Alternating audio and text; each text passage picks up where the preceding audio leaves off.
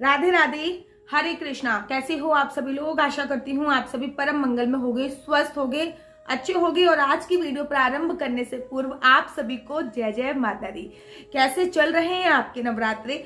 आशा करती हूँ आपके नवरात्रे बहुत अच्छे चल रहे होंगे। आज तो मैं भी पूजा अर्चना वंदना करके बैठी हूँ। आप देखिए, तिलक विलक लगा के आराम से पूजा अर्चना वंदना करके बैठी हूँ। जब आप लोगों के कमेंट्स पढ़ने लगी तो अनगिनत कमेंट्स ऐसे थे कि हमारी अखंड ज्योत की जो बत्ती है वो बुझ गई है। अचानक से उसमें फूल बना, फूल हटाते वक्त अखंड ज्योत की बत्ती बुझ गई। अखंड ज्योत में घी डालते वक्त अखंड ज्योत की बत्ती बुझ गई। अखंड ज्योत को बढ़ाते वक्त अखंड ज्योत की बत्ती बुझ गई है। क्या कोई परेशानी आने वाली है? क्या माता हमसे नाराज हो जाएंगी? क्या वो हमें कष्ट देंगी? क्या कोई आर्थिक संकट आने वाला है? दीदी, हमारे मन में बड़े संशय हो रहा है, कृपया करके इसका समाधान कीजिए। तो मैं आज आपको इसी टॉपिक पे वीडियो बनाने वाली हूँ। और जो मैं आज आपको प्रमाण दूंगी, ये मैं अपनी तरफ से नहीं दूंगी, ये मैं काल की पुराण के अनुसार दे रही हूँ। मैं से आज आप लोगों को बता रही हूँ कि अखंड ज्योत अगर बुझ जाए तो क्या करना चाहिए। पहली बात तो आपको सावधानी बरतनी चाहिए कि अखंड ज्योत ना बुझे। अखंड ज्योत को जलाने से पूर्व आपको बहुत सारी बातों का ध्यान रखना होता है। जैसे कि जब भी आप उसकी बत्ती बना रहे हो तो बत्ती पहले डाल के देख लीजिए कि ऊपर नीचे वो अच्छे से हो रही है या नहीं हो रही। या फिर आप बाजार से भी खरीद के लेके आ रहे हो तब भी आप ये ध्यान रखिए कि बत्ती अच्छे ढंग से ऊपर या नीचे हो रही है या नहीं। बाजार वाली बत्ती या घर वाली बत्ती को अच्छी तरीके से घी से मथ लीजिए। अच्छा, घी से ऐसे ऐसे करके मथ लीजिए। साथ ही के साथ अखंड ज्योत जलाने से पहले उसके अंदर कुछ ना कुछ कपूर अवश्य डालिए। जो आपकी ज्योत है उसके अंदर कपूर अवश्य डालिए ताकि अखंड ज्योत अच्छी तरीके से जलती रहे। माँ ज्वाला देवी को याद करते हुए आपको अखंड ज्योत जलानी है। जब भी आप अखंड ज्योत की बत्ती सही करें, फूल बन रहा है या फिर बत्ती सही करने का समय आता है, मैं आपसे एक बात कहूं, आपको 2 दिन तक तो बत्ती सही करनी ही नहीं पड़ती है। मैं तो हमेशा अखंड ज्योत जलाती हूँ और मेरे ख्याल से महीने में 2 बार तो मेरे यहाँ पे अखंड ज्योत एकादशी पे जलती है। एकादशी पर 24-24 घंटे के लिए अखंड ज्योत जलती है। नवरात्रों में 9 दिन के लिए अखंड ज्योत जलती है। जन्माष्टमी से लेकर राधा अष्टमी तक अखंड ज्योत जलती है। दिवाली वाली रात अखंड ज्योत जलती है। मतलब साल में कम से कम 10-12 बार से ज्यादा ही अखंड ज्योत जल जाती है। और मेरी कभी भी अखंड ज्योत नहीं बुझती है, कभी भी नहीं बुझती। क्यों? क्योंकि मैं अखंड ज्योत को जलाते हुए हमेशा ज्वाला माई का आह्वान करती हूँ।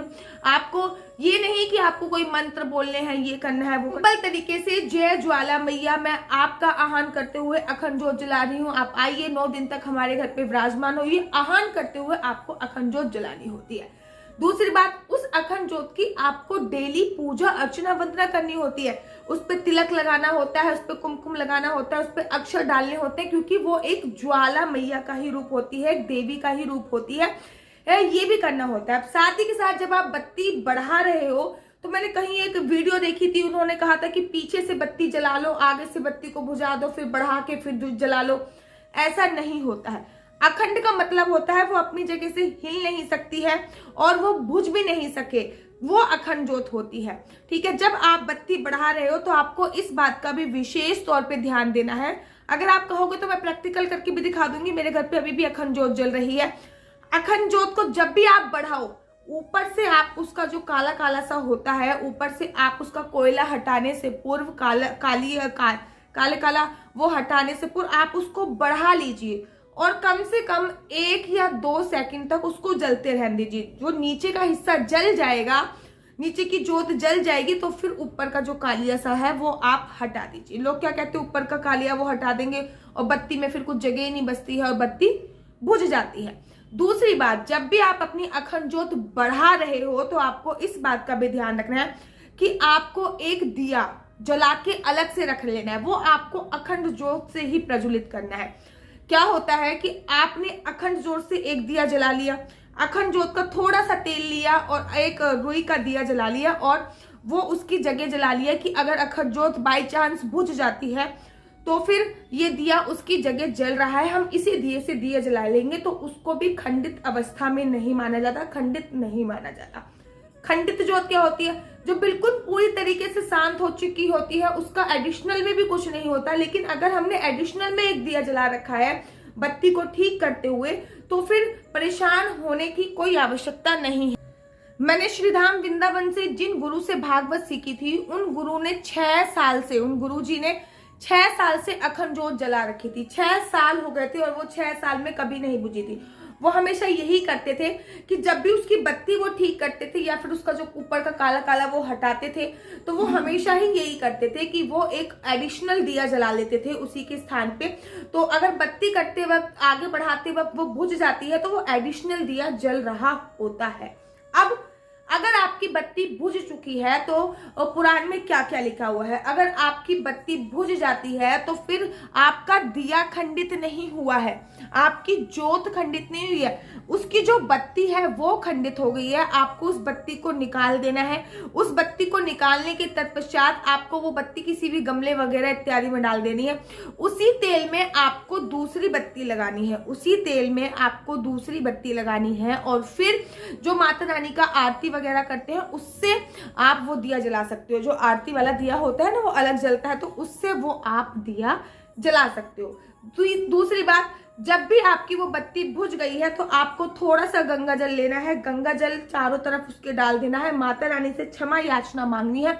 वहां पे बैठ के थोड़ा सा और प्रायश्चित करना चाहते हो तो दुर्गा चालीसा का आप पाठ कर सकते हो और माता रानी से क्षमा मांगनी है और उसके बाद उसको बत्ती को प्रज्वलित कर देना है। ठीक है, तो इस बात का आपको ध्यान रखना है कि जब भी आपकी अखंड ज्योत की बत्ती बुझ गई है तो खंडित केवल बत्ती हुई है, बत्ती खंडित हुई है, दिया खंडित नहीं हुआ है, अखंड ज्योत खंडित नहीं हुई है। उस बत्ती को निकाल के दूसरी बत्ती का आप उपयोग कर सकते हो। ठीक है, साथ ही के साथ अगर आपको और भी लग रहा है कि अब क्या होगा, कोई आर्थिक संकट तो नहीं आ जाएगा, कोई परेशानी तो नहीं आ जाएगी, तो माँ अपने बच्चों को कभी भी कोई परेशानी नहीं देती है। माँ अपने बच्चों का हमेशा ही भला करती है। अखंड ज्योत जलाते वक्त इस बात का ध्यान रखना है कि आप मोशन जा रहे हो, 1 नंबर जा रहे हो, 2 नंबर जा रहे हो, तो आपको नहाकर ही बत्ती को ठीक करना होता है। वैसे भी एक बार, पूरे दिन में एक बार ही बत्ती ठीक करनी होती है और वो नॉर्मल से आराम से चलती है। पूरे दिन उसमें चिमटी घुसेड़ने की जरूरत नहीं होती है। चिमटी आप अपने पास हमेशा रखिए, मेरे पास भी रखी हुई है, जो जिससे आईब्रो की ऐसे से बाल खींचते ना, वो वाली चिमटी रखी है हमेशा। तो अखंड ज्योत बहुत अच्छी जलेगी और उसी से आपको खींचना होता है। अब मैंने आपसे बोला ना, आप चाहो तो मैं आपको प्रैक्टिकल करके भी दिखा सकती हूँ। मेरे घर पे अभी भी अखंड ज्योत जल रही है, तो मैं जब उसको बढ़ाऊंगी तो मैं आपको उसको प्रैक्टिकल भी करके दिखा दूंगी। साथ ही के साथ 1 नंबर 2 नंबर जाने के बाद आपको नहाना आवश्यक है, उसके बाद ही आपको अखंड ज्योत पे स्पर्श करना होता है। अखंड ज्योत की पूजा अर्चना वंदना करना बहुत जरूरी है। अखंड ज्योत को अकेला नहीं छोड़ना चाहिए। कुछ आपकी गलती की वजह से भी अखंड ज्योत बुझ जाती है। अखंड ज्योत को कभी पीठ दिखा के नहीं बैठना चाहिए। अखंड ज्योत वाला कमरा कभी भी लॉक नहीं होना चाहिए। अखंड ज्योत जिस कमरे में जल रही है वहीं पे आपको पृथ्वी शयन करना चाहिए। तो अगर आप इन बातों का ध्यान रखेंगे तो आपकी जो अखंड ज्योत है वो बिल्कुल भी खंडित नहीं होगी। और अखंड ज्योत अगर 9 दिन तक जल जाती है, अगर 9 दिन तक अखंड ज्योत जलेगी तो उस घर का सारा वास्तु दोष खत्म हो जाता है, उस घर की सभी मनोकामना पूरी होती है। आपके 9 दिन का जो अनुष्ठान है वो संपूर्ण माना जाता है अगर आपकी 9 दिन तक अखंड ज्योत जल जाती है। आप घी की भी अखंड ज्योत जला सकते हो, आप तिल के तेल की भी अखंड ज्योत जला सकते हो, आप सरसों के तेल की भी काली माता को खुश करने के लिए अखंड ज्योत जला सकते हो। तो उम्मीद करती हूँ कि आपके सभी प्रश्नों का मैंने उत्तर दे दिया होगा। अगर आपके और भी कोई प्रश्न है तो आप मेरी इंस्टाग्राम आईडी डॉक्टर आशु दीदी पर मेरे को कमेंट्स कर सकते हैं। डॉक्टर आशु दीदी पर मैसेज करके आप मुझसे पूछ सकते हैं। और आप सभी को राधे राधे। डॉक्टर आशु दीदी लिखेंगे तो फिर मेरी इंस्टाग्राम आईडी आ जाएगी, आप वहां पे मुझे मैसेज करके अपनी कोई भी परेशानी, कोई भी समस्या पूछ सकते हैं। आशा करती हूँ कि आपको मेरी वीडियो अच्छी लगती होगी। अगर आपको मेरी वीडियो अच्छी लगती है तो आप अपना यूट्यूब चैनल हरी बोल को लाइक शेयर सब्सक्राइब करना बिल्कुल भी मत भूलिए। तब तक के लिए मुझे दीजिए इजाजत। राधे राधे, हरे कृष्णा, हरि